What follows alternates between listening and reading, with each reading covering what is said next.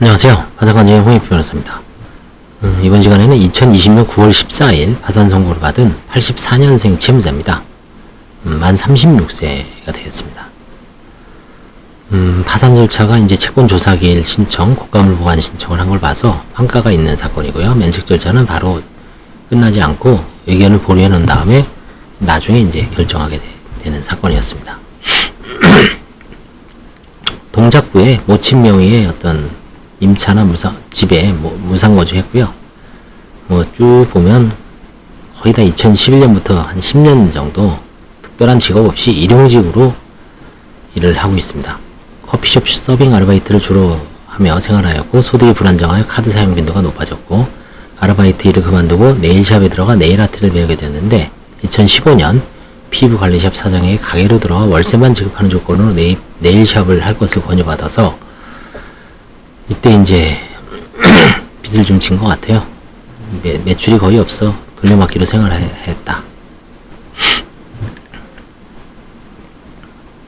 본인 36살이고요. 어머니는 61세입니다. 채무는 4,200이고요.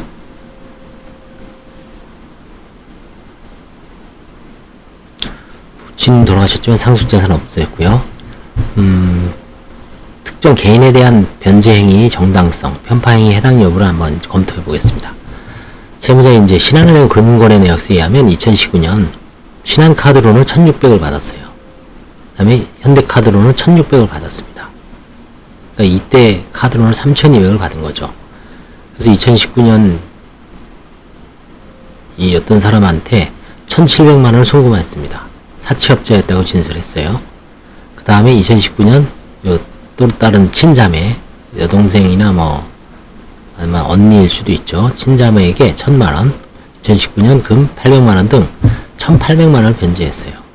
두 사람에 대한 편파 변제 행위는 부인 대상에 해당하므로 부인권 행사를 검토할 예정이나, 결국 이제 언니에 대해서 화해계약 시도를 하고 있습니다. 이거 아마 화해계약이 돼서 일부 조금 환가한 다음에 그걸 채권자들한테 나눠주고 잘 마무리가 된 사건으로 기억하고 있습니다.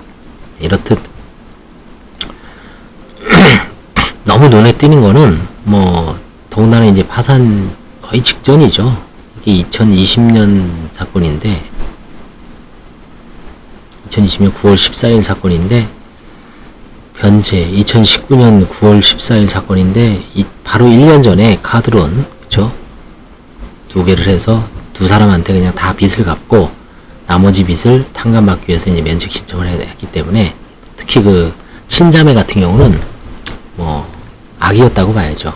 채무자가 어떤 궁지에 몰린, 경제적 위기에 몰린 상황을 충분히 알 수 있다라고 보기 때문에 악의가 추정이 되고 선의를 입증하기가 쉽지가 않습니다. 그건 어떤 가족 간의 어떤 특성 때문에 그렇죠. 친족. 만약에 외부에 있는 친구라면 좀 모를 수도 있죠. 아니면 거래 상대방. 그래서 이거는 이제 주로 관제인 입장에서는 주로 친족의 경우에는 거의 부인권을 행사한다고 보면 됩니다. 다음에 거래 상대방은 좀 애매한 경우가 있어요. 한국에서는 제가 소송을 해봤더니 최근에 진 사건에 비춰봤을 때 어떤 거래 상대방은 사실 내가 나의 신용 붕괴를 잘 모르는 경우가 있을 수 있습니다. 내가 어떻게 드러내놓고 다니지는 않죠. 떠벌리고 다니지 않죠. 나 망했어 라고. 진짜 망했으면 모를까, 망하기 직전까지는 페이스를 유지합니다. 그렇기 때문에 상대방은 선의일 가능성도 배제할 수 없습니다. 여기서도 이 사채업자한테 소송을 한다 그래서 과연 100% 이긴다고 장담할 수는 없습니다.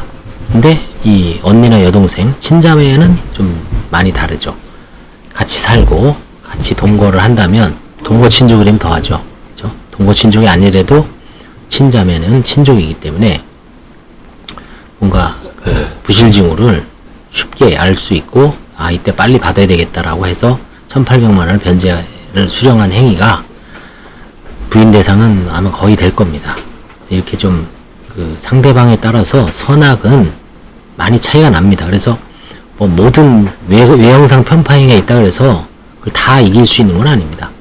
상황에 맞춰서 지는 경우도 있기 때문에 그 옥석을 가리는 게 참 어렵죠. 그게 감사합니다.